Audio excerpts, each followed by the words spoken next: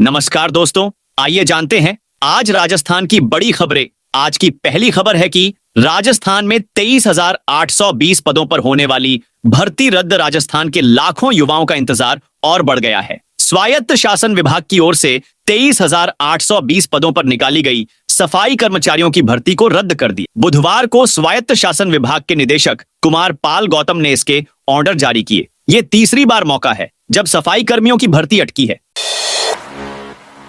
भजन लाल सरकार पेश करेगी 1 साल का लेखा जोखा। राजस्थान की भजन लाल सरकार का 1 साल का कार्यकाल 15 दिसंबर को पूरा होगा। इस मौके प्रदेश सरकार विभिन्न कार्यक्रमों के माध्यम से अपने 1 साल के कार्यकाल का लेखा जोखा जनता के सम्मुख पेश करेगी। मुख्यमंत्री भजन लाल शर्मा ने बुधवार को अधिकारियों के साथ इन कार्यक्रमों व प्रस्तावित नई योजनाओं को लेकर चर्चा की। मुख्यमंत्री भजन लाल शर्मा ने बताया कि रोजगार उत्सव में सरकार युवाओं को नियुक्ति पत्र देने के साथ साथ नई भर्तियों की सौगात भी देगी।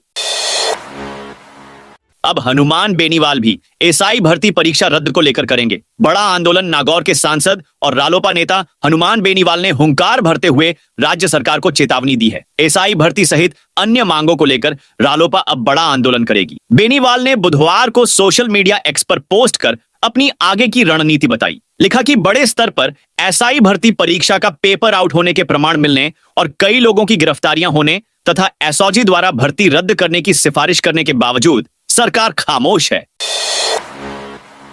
अब 12 दिसंबर को मिलेगी साइकिल। राज्य के सरकारी स्कूल में पढ़ने वाली 9वीं कक्षा की 1,25,000 छात्राओं को अब साइकिलों का वितरण 12 दिसंबर को किया जाएगा। 14 दिसंबर से शुरू होने वाली 9वीं से 12वीं कक्षा की अर्धवार्षिक परीक्षा को देखते हुए शेड्यूल्ड में बदलाव किया गया है। पूर्व में यह कार्यक्रम 14 दिसंबर को निर्धारित था। राज्य सरकार के कार्यकाल का 1 साल पूरा होने पर 9वीं कक्षा की पात्र 3,25,000 छात्राओं में से 1.25 लाख को ब्लॉकवार आयोजित होने वाले वर्चुअल कार्यक्रम के तहत साइकिल का वितरण किया जाएगा।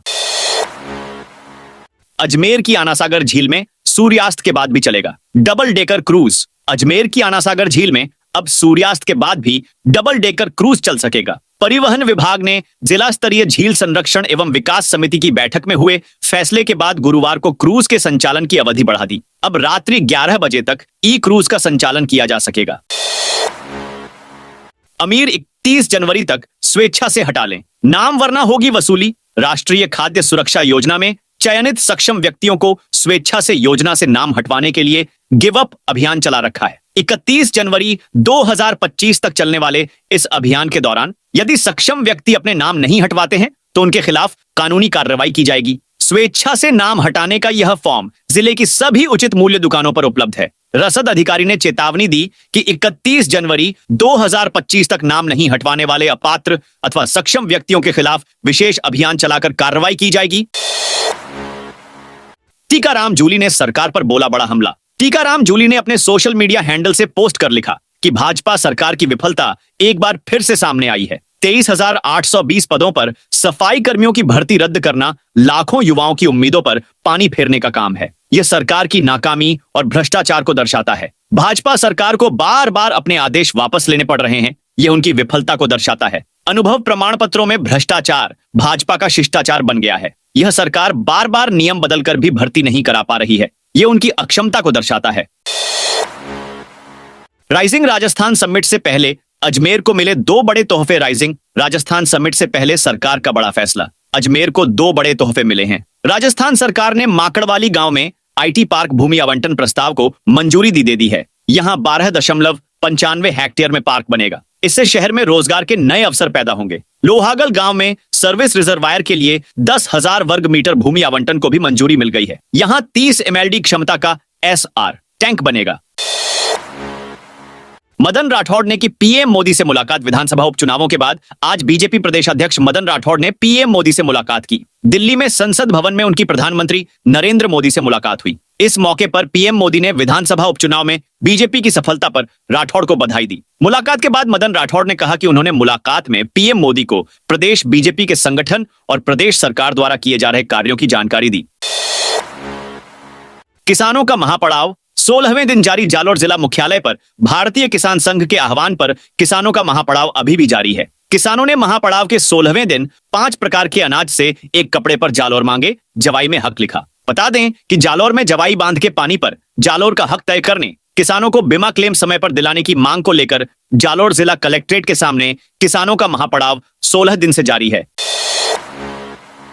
प्रधानमंत्री फसल बीमा योजना 31 दिसंबर तक। प्रधानमंत्री फसल बीमा योजना के अंतर्गत आगामी 31 दिसंबर तक काश्तकार अपनी फसलों का बीमा करवा सकते हैं। अजमेर जिले में रब्बी 2024 से 25 के लिए जौ, चना, जीरा, सरसों, तारामीरा तथा गेहूं फसलें अधिसूचित की गई है। साथ ही ऋणी कृषकों द्वारा बीमित फसल में परिवर्तन की सूचना वित्तीय संस्थान को देने की अंतिम तिथि 29 दिसंबर है।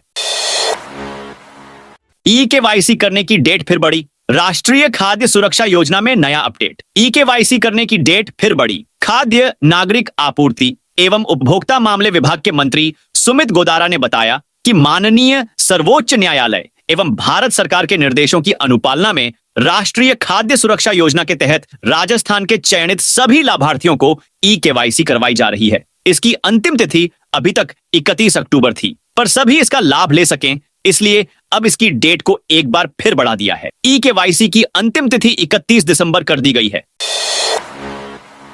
सांवलिया सेठ मंदिर में दान का बन सकता है रिकॉर्ड। चित्तौड़गढ़ के सांवलिया सेठ मंदिर में इस बार दान का रिकॉर्ड बन सकता है। मंदिर में हर महीने चतुर्दशी तिथि पर दान पात्र खुलते हैं। इस बार दीपावली पर दान पात्र नहीं खुला था। ऐसे में 2 महीने बाद दान पात्र खुले हैं। 30 नवंबर को खुले दान पात्रों से निकले दान की गिनती बुधवार शाम तक जारी रही। बुधवार शाम तक 21,96,45,000 रुपए तक गिनती पहुंच चुकी थी। गिनती अभी भी खत्म नहीं हुई है। दान की गिनती सुबह 11 बजे राजभोग आरती के बाद शुरू हुई। बुधवार को चौथे राउंड में 2,73,90,000 रुपयों की काउंटिंग की गई। ऑनलाइन रुपयों का हिसाब करना बाकी है, साथ ही सोने चांदी का तौल भी बाकी है। किसानों को गिफ्ट में मिलेंगे 1 लाख रुपए। कृषि विभाग ने मांगे आवेदन। रासायनिक खाद, कीटनाशी, हार्मोन्स जैसे उत्पादों का प्रयोग नहीं कर केवल फसल चक्र, फसल अवशिष्ट, अन्य जैविक आदान, खनिज आदान तथा जीवाणु खादों के प्रयोग से फसल उत्पादन करने वाले किसानों को प्रोत्साहन मिलेगा। कृषि विभाग की ओर से ऐसे किसानों को करीब 1 लाख रुपए का पुरस्कार प्रदान किया जाएगा। ब्यावर क्षेत्र के मसूदा और जवाजा ब्लॉक में जैविक खेती की जा रही है। कृषि विभाग की ओर से जैविक खेती करने वाले किसानों से ऑफलाइन आवेदन मांगे गए हैं। आगामी 31 दिसंबर तक संबंधित किसान इस योजना में हिस्सा लेने के लिए आवेदन कर सकेंगे। भाजपा प्रदेश प्रभारी को सचिन पायलट का जवाब। भाजपा प्रदेश प्रभारी राधा मोहन अग्रवाल दास के बयान पर पूर्व उप मुख्यमंत्री व टोंक विधायक सचिन पायलट ने कहा कि जब भी उनसे मिलूंगा तो जरूर पूछूंगा कि वह मुझसे इतना विशेष प्रेम क्यों रखते हैं। राजनीति में टीका टिप्पणी का एक स्तर रखना चाहिए। पायलट ने बुधवार को टोंक विधानसभा क्षेत्र में गांवों के दौरे के दौरान पत्रकारों से बातचीत करते हुए यह बात कही। भाजपा प्रदेश प्रभारी राधा मोहन दास अग्रवाल ने बिना नाम लिए सचिन पायलट को फर्जी नेता बताया था।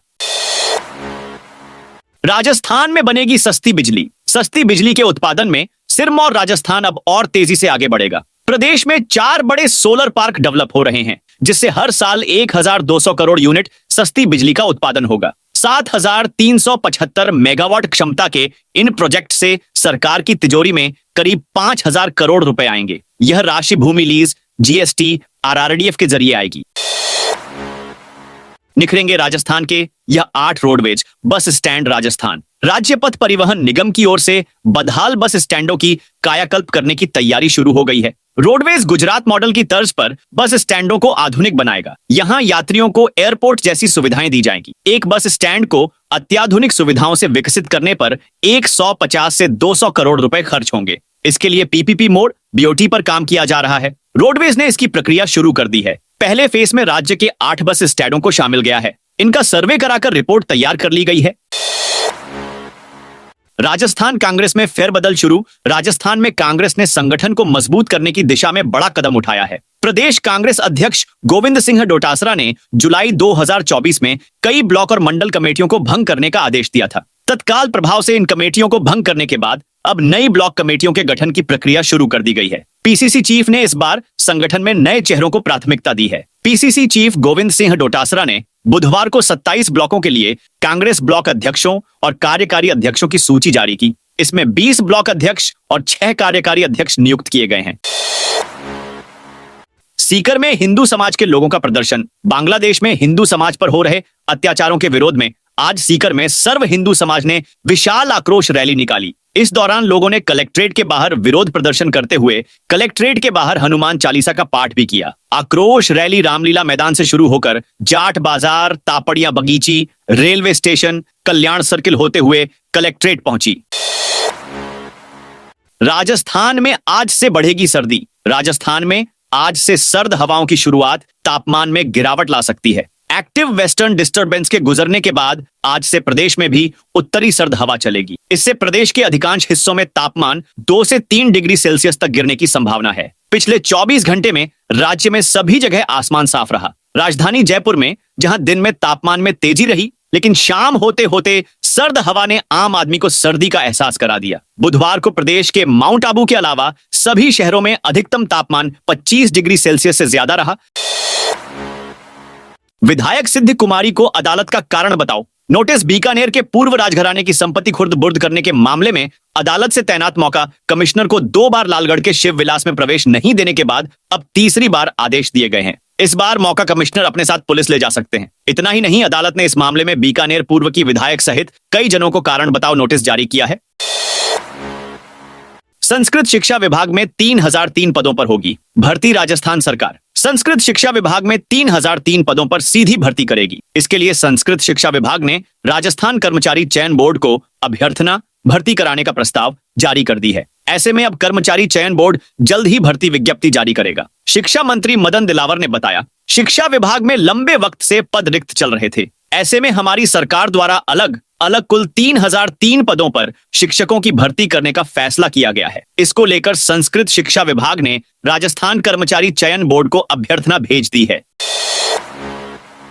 मंत्री किरोड़ीलाल मीणा के खिलाफ महिला इंस्पेक्टर ने दी रिपोर्ट। जयपुर की महेशनगर थाना पुलिस ने कृषि मंत्री किरोड़ीलाल मीणा के खिलाफ रोज नामचा में रिपोर्ट डाली है। मंत्री पर राज कार्य में बाधा डालने का आरोप है। मंगलवार देर रात हुए घटनाक्रम की रिपोर्ट डालने के बाद सीनियर अधिकारियों को भी इसकी जानकारी दी गई है। दरअसल महेशनगर थाने के महावीर नगर में किरोड़ीलाल मीणा और महेशनगर सीआई कविता शर्मा के बीच विवाद हो गया था। मंत्री के महिला इंस्पेक्टर पर भड़कने का एक वीडियो भी सामने आया था। भाजपा विधायक ने अधिकारियों को ट्रांसफर सस्पेंड की धमकी दी। भीलवाड़ा के मांडल से भाजपा विधायक उदयलाल भड़ाना ने अधिकारियों को चेतावनी दी है। उन्होंने कहा है कि जनता से रिश्वत ली तो सस्पेंड कर दिया जाएगा, ट्रांसफर से भी परहेज नहीं किया जाएगा। किसी भी तरह की गड़बड़ी अधिकारियों की नौकरी को खतरे में डाल सकती है। साथ ही उन्होंने कहा, अच्छा काम करेंगे तो स्वागत है, गलत करने वालों को बख्शा नहीं जाएगा, सजा जरूर मिलेगी। भीलवाड़ा के बाजार बंद आक्रोश रैली निकाली। बांग्लादेश में हो रहे अत्याचार के विरोध में गुरुवार को भीलवाड़ा के बाजार 11 बजे तक बंद रहे। यहां सर्व हिंदू समाज ने आक्रोश रैली निकाली और जिला कलेक्टर कार्यालय के बाहर प्रदर्शन के बाद झापन दिया गया। इस दौरान जमकर नारेबाजी हुई और आक्रोश व्यक्त किया। सचिन पायलट बोले, नौकरी नहीं मस्जिद खोदने की पड़ी है। अजमेर दरगाह में शिव मंदिर के दावे को लेकर कांग्रेस राष्ट्रीय महासचिव सचिन पायलट ने कहा, कुछ ताकतें जनता के मुद्दे से ध्यान हटाकर लोगों में तनाव पैदा करना चाहती हैं। बच्चों को नौकरी मिल नहीं रही और इनको मस्जिदों की खुदाई की लग रही है। अगर आप देश में यह मुहिम छेड़ दें कि हमें धर्म स्थल मकानों को खोदना है और उसके नीचे क्या निकलेगा यह देखना है, तो इसका कोई अंत नहीं है।